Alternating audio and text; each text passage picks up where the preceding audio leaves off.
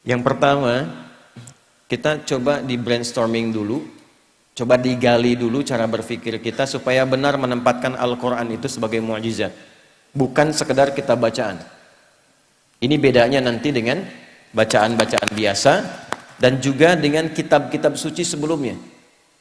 Ingat, ada yang hanya sekedar wahyu memberikan penguatan tauhid, ada yang menjadi kurikulum hidup. Nah, Al-Quran ini bukan sekedar wahyu yang mengkonfirmasi keimanan kita, tapi di saat yang bersamaan menjadi kurikulum kehidupan kita sampai kita menghadap Allah Subhanahu wa Ta'ala. Itu ada di Quran surah kedua Al-Baqarah di ayat ke-185. Saking istimewa dan tingginya dipilihkan di malam terbaik, di hari terbaik, di bulan terbaik, oleh malaikat terbaik kepada Rasul terbaik. Malamnya saking pentingnya, suasana di malam itu dinaikkan semua jenis kebaikan sehingga amal soleh pun naik lebih dari 1000 bulan pahalanya. Itu nanti ada di Quran surah ke-97. Inna anzalnahu fi lailatul qadr. Tuh, kenapa pakai lailah tidak pakai lail? Kalau lail itu hanya menunjuk waktu, di waktu malam. Anda mau tahajud, ambil sebagian waktu malam. Quran surah 17 ayat 79. Wa minal laili fatahajjad bi. Dari sebagian malam, waktu yang cukup panjang itu, ambil sebagian untuk menunaikan tahajud. Jadi lail, layali, lela, lili, ya, lala itu malam. Ibu lili, ibu malam-malam. Kalau pakai ta, lailah, berarti ada yang istimewa di malam itu. Karena itu begitu detil diksi Al-Quran itu, ayatnya ketika menampilkan inna anzalnahu fi lailatul qadr. Berarti ada yang istimewa di malam itu. Ya, saking istimewanya, malamnya berubah suasananya, berubah nilai pahalanya. Wa ma adraka ma lailatul qadr. Lailatul qadri khairum min alfi syahr. Bukan 1000 bulan ya, lebih dari 1000 bulan. Nanti bergantung kadar keikhlasan. Kalau yang berhitung 1000 bulan ya dikasihnya 1000 bulan. Ya, kalau tidak pernah berhitung, Allah berikan pahala tanpa hitungan. Harinya ketika turun itu Jumu'ah, menjadi sayyidul ayyam. Bulannya Ramadan, syahrul Ramadan alladzi unzila fihil Quran. Malaikatnya ketika menerima Al-Quran langsung berubah jadi sayyidul malaikah, ya, Jibril, Ruhul Amin. Nabi ketika menerima itu menjadi sayyidul anbiya'i wal mursalin. Tidak ada yang menerima Al-Quran dalam suasana apapun kecuali berubah jadi istimewa. Rasulnya jadi istimewa, malamnya istimewa. Tadi Al-Qadar, malamnya diberkahi. Nanti surahnya Ad-Dukhan, surah ke-44 itu ya. Ya, inna anzalnahu fi lailatin mubarakah. Anda bayangkan. Kemudian turun di Mekah. Nah, ini yang mau saya tunjukkan keistimewaannya. Mekah itu jangan dibayangkan saat ini yang ramai, maju, banyak hotelnya dan sebagainya. Ini saya ilustrasikan ya Bu. Pak, ini kanan, ini di kiri ini. Ini tisu biarkan saja. Ini lembah. Ya, ini lembahnya nih.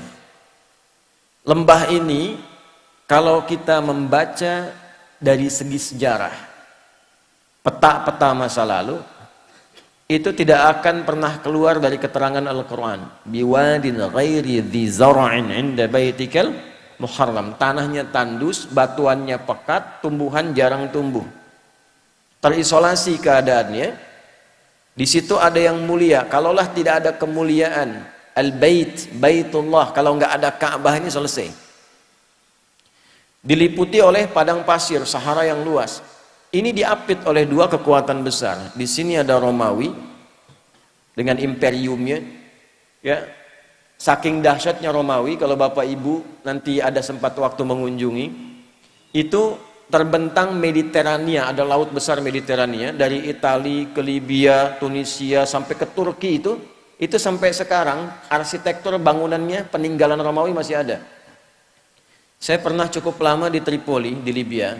Saya kunjungi daerah namanya Leptis Magna.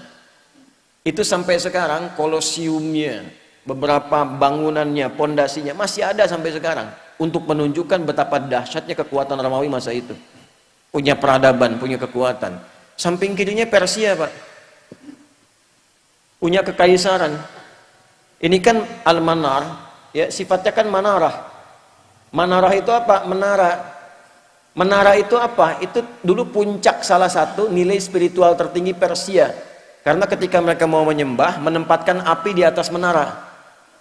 Nanti di era Islam, ketika Islam masuk ke Persia, digantilah, tempatnya tidak dirubah, fungsi tempatnya dirubah. Diganti sebagai tempat azan, untuk menunjukkan bahwa setiap tempat penyembahan itu diarahkan kemudian kepada Allah Subhanahu wa Ta'ala. Singkatnya, di sini ada Romawi, di sini ada Persia. Dua kekuatan besar. Pertanyaan saya, kenapa Qur'annya turunnya di tempat titik yang tadi disebutkan?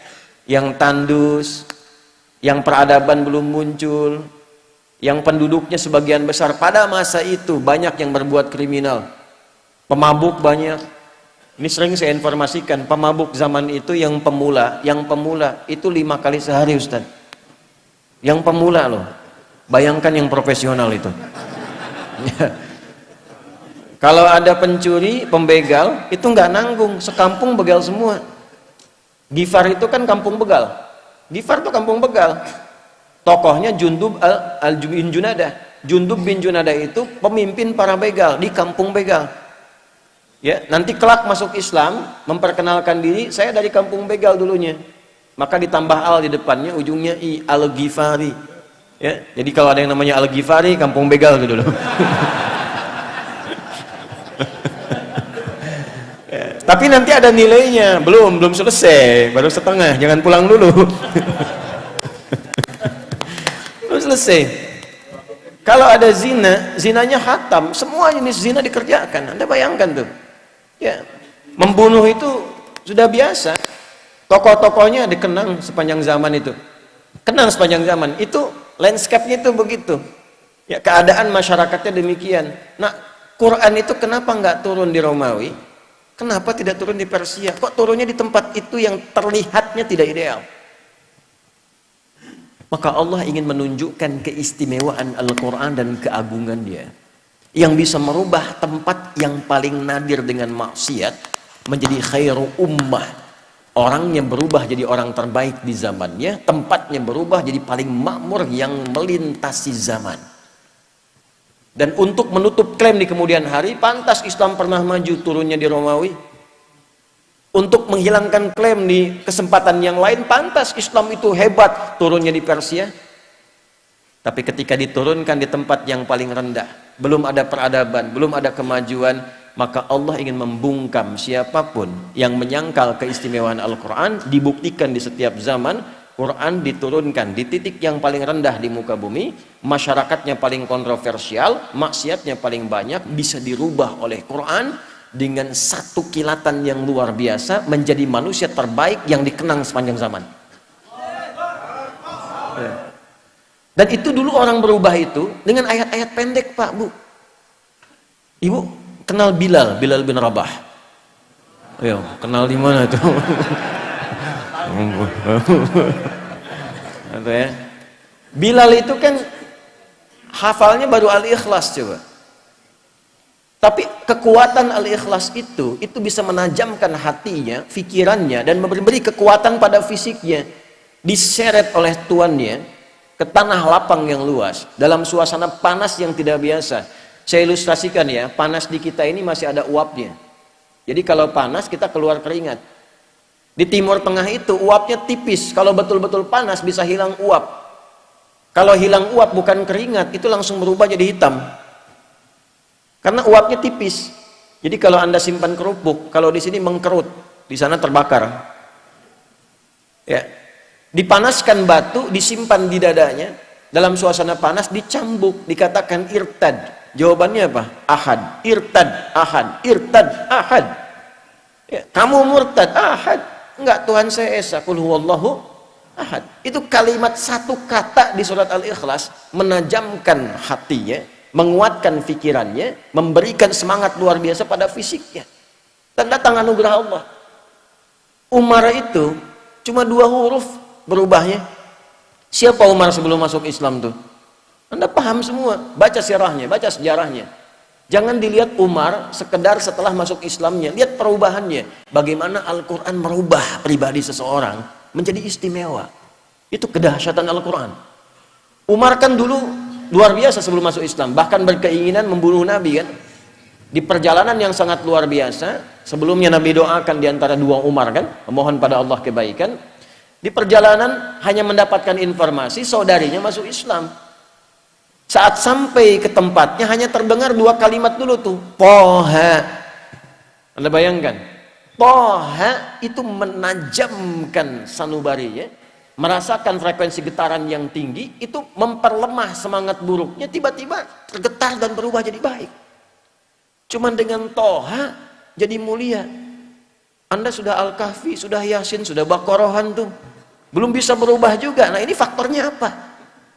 Kenapa orang dulu mendapatkan cahaya Quran begitu dalam dan merubah tampilan jadi istimewa dan langsung turun kesaksian Allah? Yang mahal tuh ini. Nanti pindah ke Quran surah ketiga Ali Imran ayat 110. Persaksiannya langsung menggunakan bentuk fi'il madhi untuk memberikan inspirasi mudhari. Kuntum khaira ummatin ukhrijat linnasi ta'muruna bil ma'ruf wa tanhauna 'anil munkar wa tu'minuna billah. Ini mahal kalimatnya. Ya, kalian itu benar-benar umat terbaik yang pernah terlahir dan berkehidupan di muka bumi. Jadi teladan. Nah, bagaimana mereka menjadi umat terbaik itu? Ketika mengambil spirit dari Al-Quran dan menerapkan kurikulum yang ada di Al-Quran pada kehidupannya. Jadi Al-Quran itu saking istimewanya bukan sekedar bacaan Pak Ibu. Membaca itu adalah membuka pintu untuk mengetahui isinya. Nah Al-Quran itu nanti ada 3 level. Level bacaan, level pemahaman, level pengamalan. Saat membaca itu untuk tahu isinya, untuk dipahami. Makanya kalimat pertamanya Iqra. Iqra itu belum menuntut paham dari qiraah. Ya, ketika ada qiraati, ada Iqra dan turunannya, kan kita tidak diminta memahami. Di mana-mana orang baca pertama kali itu untuk bisa baca, tidak dituntut paham. Itu hukum standar. Setelah itu memahami. Maka pindah ke tilawah. Tilawah itu, Bapak Ibu sekalian, bukan sekedar baca, tapi membaca, memahami apa yang dibaca. Setelah periode Nabi diisi dengan wahyu, setelah itu dialihkan tahapnya dari qiraah ke tilawah. Ketika ada praktek ibadah dan muamalah, langsung berubah jadi tilawah. Bukan qiraah lagi. Ya, contoh sholat ini. Sholat itu ketika ayatnya turun berupa perintah penunaian, itu iringan kalimatnya bukan qiraah lagi, tapi tilawah. Buka Quran surah ke-29 Al-Ankabut ayat ke-45. Saya yakin umumnya jamaah hafal tengah-tengahnya, tapi awalnya jarang dibaca. Ini yang tengahnya nih. Innas sholata tanha. Apa awal ayatnya? Oh, kan? Awal ayatnya utlu ma uhiya ilaika minal kitab wa aqimis shalah. Innas salata tanha 'anil fahsya'i wal munkar. Utlu kata perintah dari kata tilawah. Tala yatlu tilawatan utlu. Wahyu pertama, Iqra bismi rabbikal ladzi khalaq. Setelah terkumpul wahyu ada perintah ibadah, utslu. Apa bedanya qiraah dengan tilawah? Kenapa turun qiraah di awal Iqra bukan utslu? Karena qiraah itu hanya perintah untuk menghadirkan apa yang diingat atau membaca yang di hadapan tanpa menuntut memahami apa yang dibaca itu. Kenapa wahyu pertama itu Iqra bukan utslu? Karena Nabi Muhammad itu jangankan paham, baca aja nggak bisa. Gitu. Salah kalau tilawah di awal utslu, itu menunjukkan ada bacaan. Makanya Nabi mengatakan Iqra ma'ana biqari. Saya nggak bisa baca, saya nggak punya hafalan, saya nggak pernah sekolah, saya nggak punya guru. Kenapa dibuat Nabi itu oleh Allah ditetapkan ummi? Untuk menunjukkan Qur'annya orisinil bersumber dari Allah. Litakidi ummiyati Muhammad sallallahu alaihi wasallam, untuk menguatkan Nabi itu seorang ummi, untuk menunjukkan pada semesta bahwa Al-Quran itu orisinil firman Allah, tidak ada campur tangan Nabi Muhammad di dalamnya. Pernah nggak ngaji ayat Quran yang membimbing bisnis itu apa? Hadis-hadisnya apa? Keluarkan Kitabul Buyu'. Bimbingan dari Al-Quran dan hadis mengantarkan pada bisnis yang sukses dan membahagiakan. Tidak pernah ada sahabat, tidak pernah ada tabi'in, dan orang-orang sukses yang kita kenang sebagai orang kaya luar biasa yang mengamalkan petunjuk itu dalam pekerjaannya, kecuali dagang dan bisnisnya tidak pernah kembali modal. Selalu kembali untung. Tidak pernah kembali modal, selalu untung. Ya, saya mengatakan ini karena saya meriset, Pak. Saya riset, Abdurrahman bin Auf itu pernah saya riset. Dari mulai modal pakaian, mempraktekkan petunjuk bisnis dalam Al-Quran, dipraktekkan petunjuk nabinya, jadi orang paling kaya di masanya, yang kalau kita hitung valuasi hartanya, nilai hartanya di era sekarang, itu saat meninggal mewariskan 14.000 triliun. Utsman bin Affan radhiyallahu ta'ala anhu, asetnya masih ada sampai sekarang. Anda kalau umrah lewat itu, ya, jalur itu pasti melewati satu hotel, warnanya krem, itu tulisannya jelas, wakaf Utsman bin Affan radhiyallahu ta'ala anhu, wakaf. Bisa nggak Anda membayangkan dari satu sumur, ada kebun di situ, satu sumur, diwakafkan, lalu berganti masa dialih fungsikan, itu sekarang jadi hotel. Dibukakan akun di Bank Saudi atas nama Utsman bin Affan radhiyallahu ta'ala anhu. Setiap ada penghasilan dimasukkan ke situ, disedekahkan untuk kepentingan umat Islam.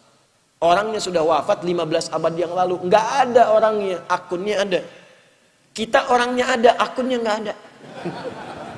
Ada cek. Nah, itu yang merubah itu apa? Al-Quran. Sehingga sahabat itu, mereka punya passion, punya bakat, dialirkan dan jadi pilihan. Kan 4 ya, Anda tinggal lihat di 4 ini.